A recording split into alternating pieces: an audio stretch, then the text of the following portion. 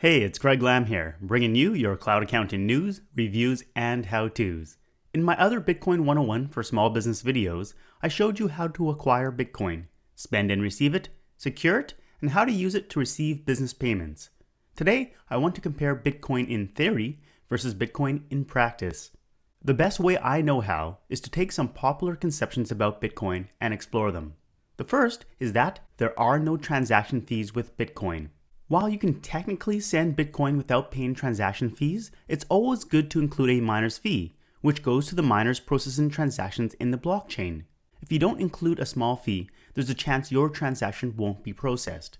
Most wallets and services include a 0.0001 BTC fee for sending Bitcoin. Right now, that's worth about 3 cents.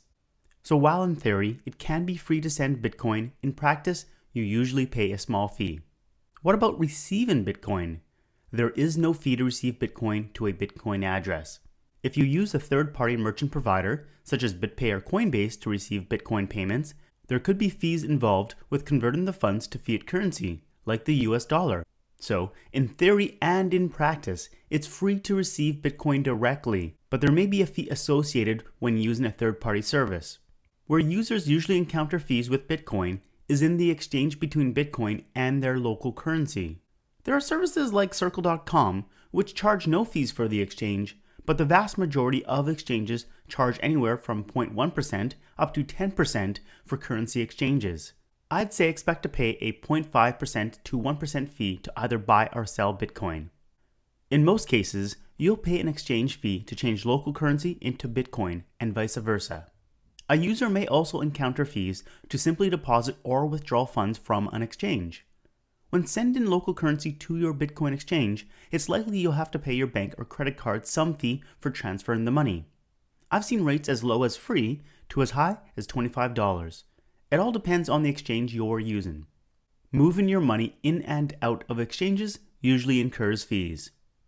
To summarize, if you deal purely in Bitcoin, it costs very little to send Bitcoin and nothing to receive it. But when you exchange between Bitcoin and local currency, you'll most likely incur fees.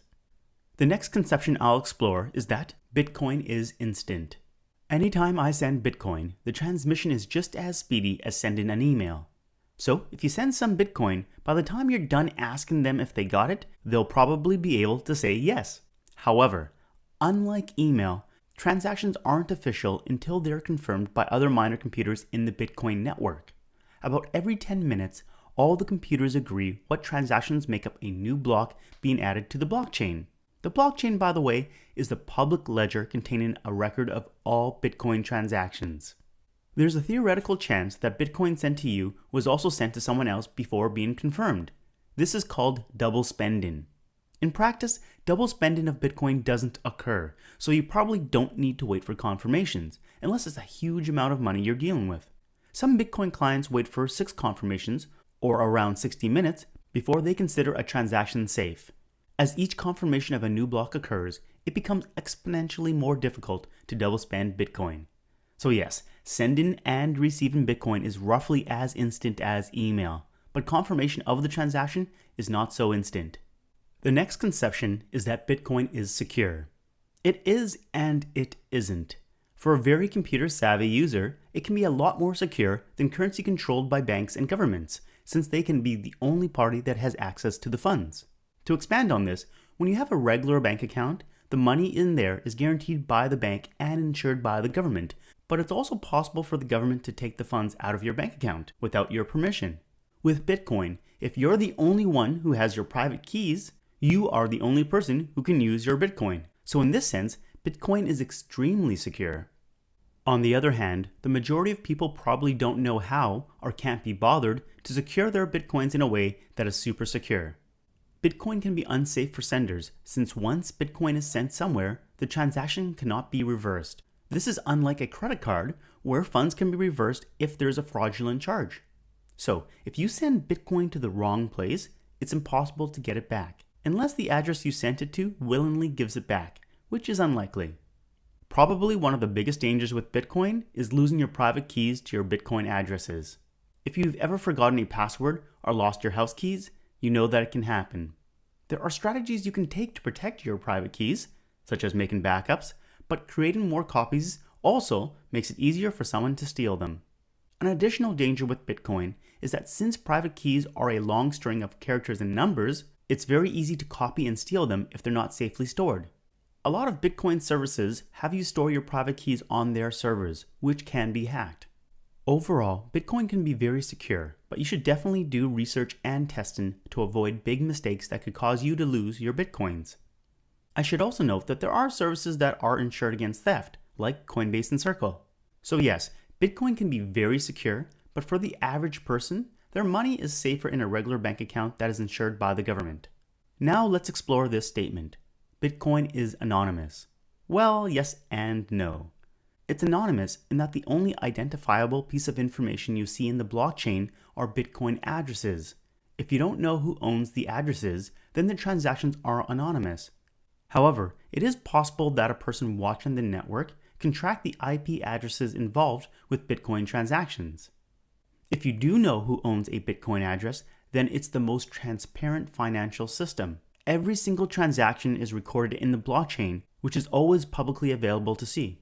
Additionally, if you use an exchange to purchase or sell your Bitcoins, you need to provide the exchange with identity documents to fulfill KYC, which is Know Your Customer, and AML, which is Anti-Money Laundering requirements.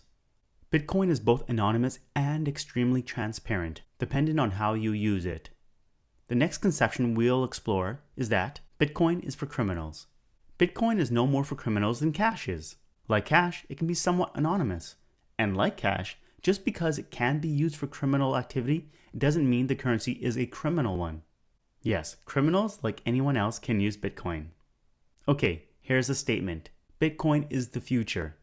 The promise of Bitcoin, and virtual currencies in general, is that if all parties used Bitcoin, sending money would be as easy as sending an email.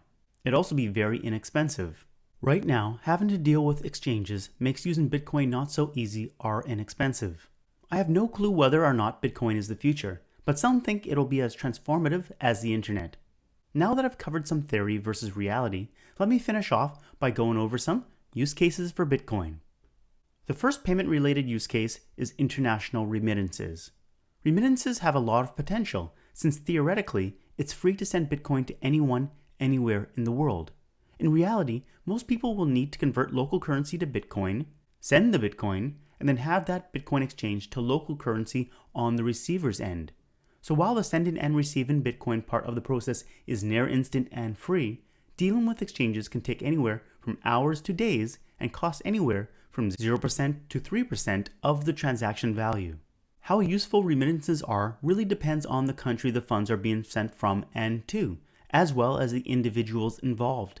A good example of Bitcoin working great for remittances is between the United States and the Philippines. By using a service like Circle.com and Remit.ph, funds can be sent from the US to the Philippines for absolutely free. Personal transfer of funds between friends and family. If both parties use Bitcoin, then yes, Bitcoin is great. It's as easy to send Bitcoins to friends and family as it is to send an email.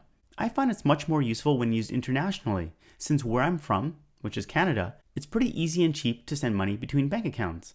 I know that in the US, there's lots of services that allows you to send money for free between friends and family. Buying things. If you're buying things in person, it's difficult to say that there's a big advantage for the consumer over other payments like credit cards. For making purchases online, Bitcoin has more potential since a business can accept funds from any country near instantly without fear of a chargeback. For a consumer, it's very easy to pay online using Bitcoin, and you don't have to give your personal information, like your bank and credit card details, in order to make a purchase.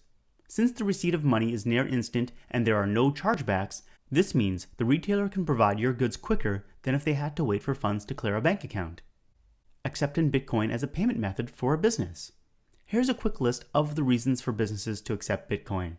You'll pay little to no fees to accept payments. You can get paid anywhere at any time. There are no restrictions on who's paying you and where they're from. There's no chargebacks. Payment is near instantaneous. Alright, for now that's the last in this Bitcoin 101 for Small Business series. Thank you so much for watching. I'm Greg Lamb, aka the Small Biz Doer, and I'll catch you on the flip side.